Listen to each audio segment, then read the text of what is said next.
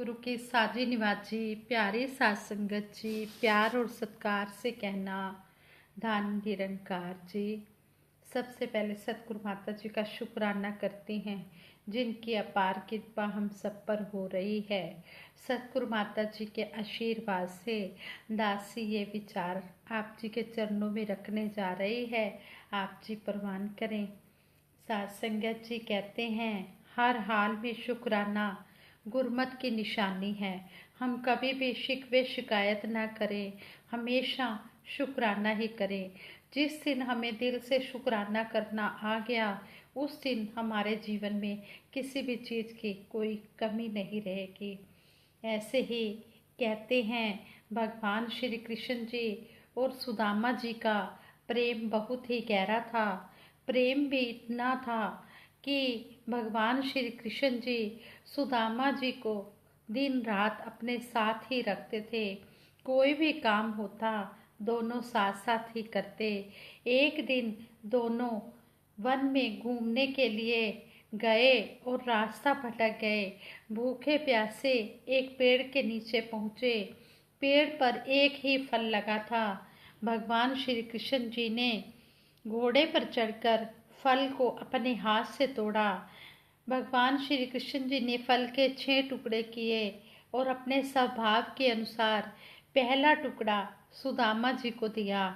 सुदामा जी ने टुकड़ा खाया और बोला बहुत स्वादिष्ट, ऐसा फल कभी नहीं खाया, एक टुकड़ा और दे दो।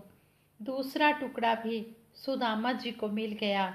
सुदामा जी ने एक टुकड़ा और भगवान श्री कृष्ण जी से मांग लिया। इसी तरह सुदामा जी ने 5 टुकड़े मांग कर खा लिए। जब सुदामा जी ने आखिरी टुकड़ा मांगा तो भगवान श्री कृष्ण जी ने कहा यह सीमा से बाहर है, आखिर मैं भी तो भूखा हूँ। मेरा तुम पर प्रेम है पर तुम मुझसे प्रेम नहीं करते। और भगवान श्री कृष्ण जी ने फल का टुकड़ा मुंह में रख लिया। मुंह में रखते ही भगवान श्री कृष्ण जी ने उसे थूक दिया क्योंकि वह कड़वा था।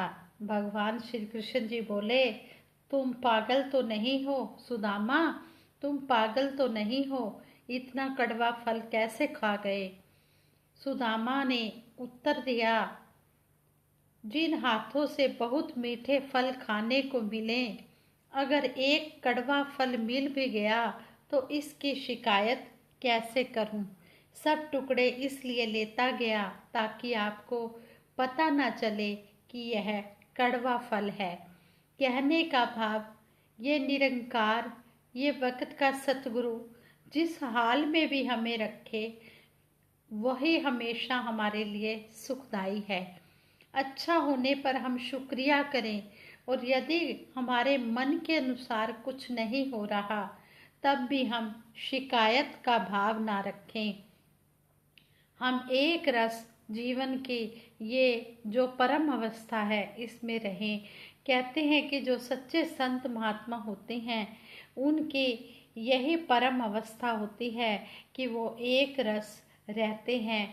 वो कभी भी शिकवे शिकायत नहीं करते, हर पल शुक्राना ही करते हैं कि सच्चे पातशाह जो भी हो रहा है आप जी की कृपा से हो रहा है। अगर मेरा कोई काम नहीं भी बन रहा इसमें भी सच्चे पातशाह आप जी की कृपा है। जो भी हो रहा है हम उसमें हर पल इस सतगुरु निरंकार का शुक्राना करें और हमेशा इस निरंकार को अपना आसरा बनाएं, इसको ही अपना मित्र बनाएं। कहते भी हैं तब में माता च पिता तब में बंधु सखा तब में सर्वम मम देव देव सर्वम मम देव देव, कि तुम ही मेरे माता पिता भाई बंधु सब कुछ तुम ही हो। ये मेरे सच्चे पातशाह हर पल तेरा सहारा बना रहे और इसी तरह मेरा विश्वास बना रहे।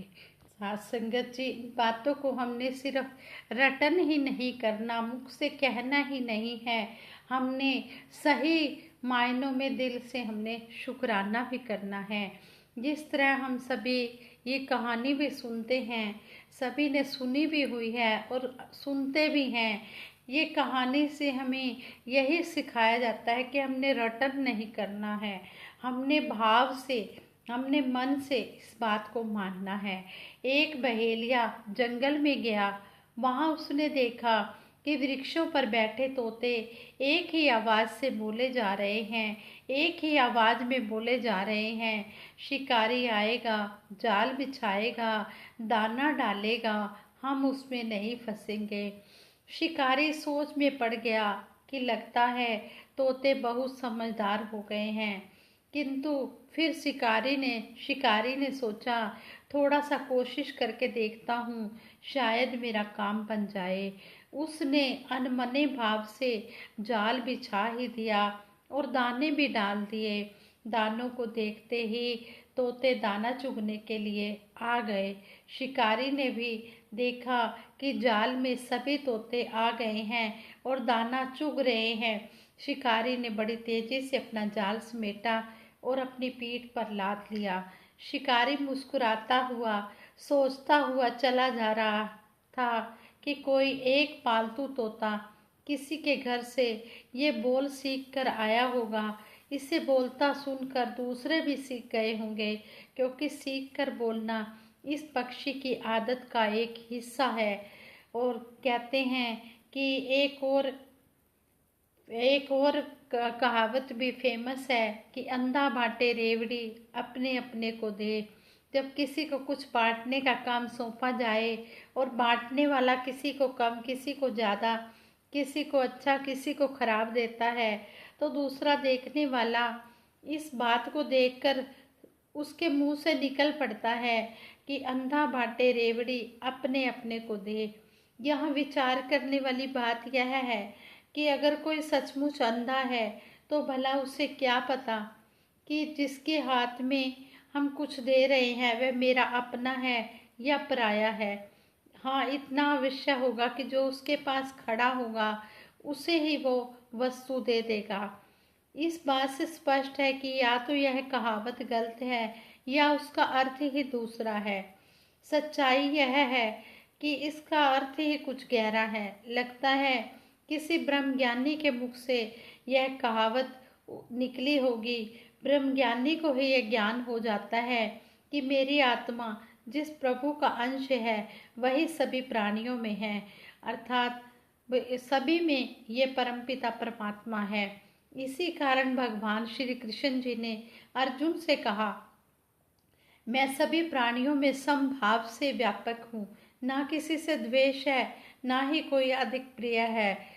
जिसके पास ज्ञान नेत्र है उसको सभी अपने दिखेंगे, ना कोई वैरी ना ही बेगाना, सगल संग हमको बन आई। उसके लिए ना कोई वैरी होता है ना बेगाना होता है, सारा संसार ही अपना लगता है। इसी तरह कहते हैं कि हे मनुष्य, तुम लोग धर्म का सार सुनो और सुनकर धारण करो कि जो हम अपने लिए नहीं चाहते यह दूसरे के लिए भी ना करें, क्योंकि जो मैं हूँ वही तुम हो। यही ज्ञान नेत्र जिसे दिव्य नेत्र की उपमा गीता में दी गई है पाकर अर्जुन बोल उठा, मैं तुझे अनंत रूपों में देख रहा हूँ। श्लोक का पहला वाक्य ही महत्वपूर्ण है कि धर्म का सार सुनो और उसे धारण करो, यानी कि उसे जीवन में उतारो, उसे इम्प्लीमेंट करो। अगर सुनकर केवल याद किया तो बात बनने वाली नहीं, यह तो केवल तोते की रटन है। जब तक जीवन में ज्ञान का प्रकाश उतरता नहीं या प्रकाश होते हुए भी हम अगर आंखें बंद कर लेते हैं तब भी हमें अंधेरा ही अंधेरा लगता है। सतगुरु बाबा जी ने भी अपने विचारों में हमें समझाया, सोते को जगाना तो आसान है, परंतु जगकर सोने का बहाना करने वालों को जगाना उठाना मुश्किल है। इसलिए कहा जाता है कि ज्ञानी होए सो चेतन होए। एक गुरसिख को हमेशा सजग रहने की प्रेरणा सतगुरु देते हैं। एक सजग और चेतन गुरसिख इस ज्ञान के सार को अपने जीवन में उतारता चला जाता है। अक्सर हम सतगुरु बाबा जी के मुखारबिंद से विशालता शब्द सुनते हैं। यह शब्द भी अपने आप में बहुत गहरे अर्थ समेटे हैं। जिस तरह एक दीपक कमरे में रखा हो तो प्रकाश केवल उतनी ही जगह में फैलेगा। जैसे जैसे दीपक को उठाते चले जाएं, प्रकाश की जो प्रीति है वो भी बढ़ती चली जाएगी। ठीक ऐसे ही धर्म के सार यानी कि ज्ञान के प्रकाश को हम जैसे जैसे अपने मन में समाहित करते चले जाएंगे, हमारे दिल में विशालता आती जाएगी। कहीं कोई अंधकार नहीं, सभी और नारायण ही नारायण दिखने लगेगा। हमारे मुख नहीं, हमारा हृदय बोलेगा, तुझ में भी मुझ में भी राम समाया है।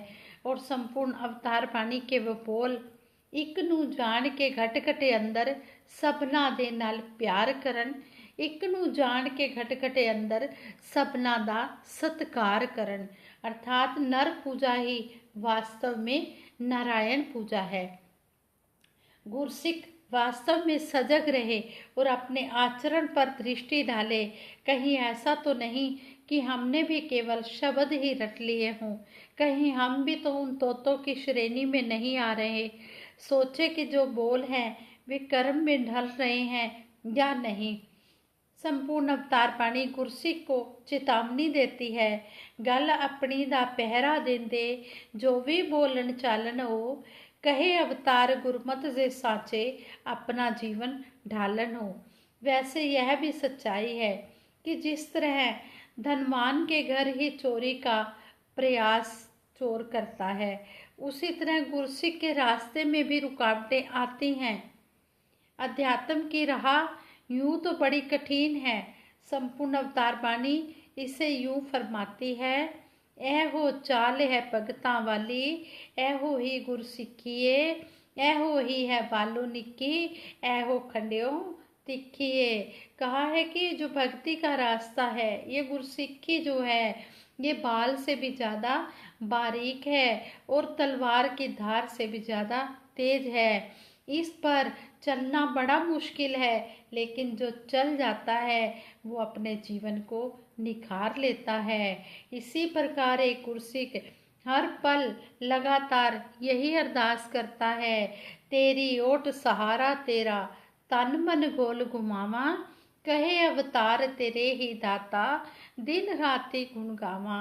कि सच्चे पातशाह मुझे तेरा ही सहारा है, तेरी ही ओट है, तेरी ही आस है।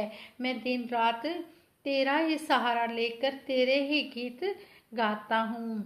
और फिर सिमरन में भी यही, तू ही निरंकार मैं तेरी शरण हाँ, मैनू बख्श लो। ये हमारे रक्षा कवच है, जिनकी सहायता से हम तोते और अंधेपन के अलंकारों से बच जाते हैं।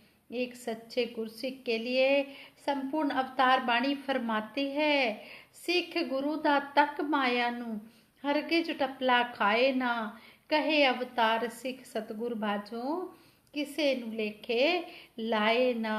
कहते हैं कि जो सही मायनों में गुरसिख होता है, गुरु का सिख होता है, वो माया को देखकर वो कभी भी डुलायमान नहीं होता। कहते हैं कि ऐसा जो सिख है, ऐसा जो गुरसिख है, वो सतगुरु के बिना किसी भी बात को नहीं करता। वो सिर्फ यही सतगुरु निरंकार की ही बातें करता है। एक गुरसिख हमेशा सजग और चेतन रहता है। वह उठते बैठते लगातार इस निरंकार का चिंतन एहसास के साथ करता है। यही आवश्यकता है कि सभी भगत लगातार सेवा सिमरन व सत्संग करते रहें। इस ज्ञान को ही अपना पहरेदार बनाकर अपने मन की गतिविधियों पर पहरा देते रहें। यही सतगुरु की सीख गुरसिख के लिए है। भक्ति की पराकाष्ठा पर सूफी संत कुछ इस तरह कहते हैं, उठता हुआ हस्ती का पर्दा नजर आता है, अब जलवा हकीकत में जलवा नजर आता है, हर कतरे की सूरत में दरिया नजर आता है, हर बंदे की सूरत में मोला नजर आता है। कहते हैं जब ये जलवा हकीकत में जब ये जलवा नजर आ जाता है, जब ये ज्ञान मन में पूरी तरह से उतर जाता है, तो कहते हैं कि फिर हर बंदे की सूरत में ये भगवान नजर आता है। फिर कोई भी बेगाना नहीं, कोई भी पराया नहीं, सभी सभी अपने लगते हैं। तुझ में भी राम, मुझ में भी राम, हर जगह ये राम समाया है, कोई भी नहीं पराया है। इस तरह हमें सतगुरु समझा रहे हैं कि हमने रटन नहीं करना, हमने दिल से भाव से हमने सिमरन करना है। जो भी हम संतों के वचन सुनते हैं, ये नहीं हमने सुन लिए और सुना दिए, चलो बात बन गई। नहीं, सुनने सुनाने से बात बनने वाली नहीं है। ये तो हम सुबह से लेकर रात तक जितना मर्जी बोलते रहें, लेकिन बोलना वही मुबारक है, सुनना वही मुबारक है जो हम अपने कर्म में उतारते हैं, जो हम कर्म रूप में इम्प्लीमेंट कर लेते हैं। दातार से यही अरदास करते हैं, बोलां दे नक्शियां ते अमलां दा रंग भर दे, जीवन गुजारा तेरे संता तो डरते डरते। सच्चे पातशाह जो भी ये बोल बोले गए हैं, इन पर हम पूरी तरह से अमल कर पाएँ और आप जी के चेतन और सजग गुरसिख कहलाएं। साथ संगत जी दासी सबके भले की कामना के लिए सिमरन भी करवाएगी और सतगुरु से अरदास भी करेगी। सच्चे पातशाह सभी को हर प्रकार के सुख मिलें और सभी सेवा सिमरन सत्संग से जुड़े रहें। तू ही निरंकार मैं तेरी शरण हाँ, मैनू बख्श लो। तू ही निरंकार मैं तेरी शरण हाँ, मैनू बख्श लो। तू ही निरंकार मैं तेरी शरण हाँ, मैनू बख्श लो। बोलिए सतगुरु माता सुदीक्षा सविंदर हरदेव जी महाराज की जय। निरंकारी राजमाता गुरु बचन अवतार की जय। आज संगत जी प्रेम से कहना धन निरंकार जी।